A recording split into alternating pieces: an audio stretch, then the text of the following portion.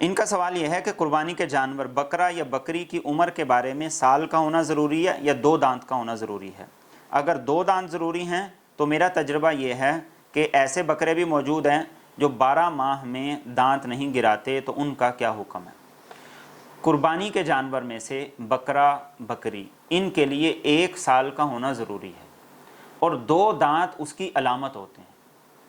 آج کل چونکہ فراڈ بہت زیادہ ہے، دھوکہ بہت زیادہ ہے، اس لیے اگر تو کوئی شخص اس نے گھر میں قربانی کا جانور پالا ہے اور اسلامی اعتبار سے وہ 1 سال کا ہو گیا ہے، اس کے 2 دانت نہیں آئے، عمر پوری ہو گئی ہے، تو اس کے لیے اس کی قربانی کرنا جائز ہے۔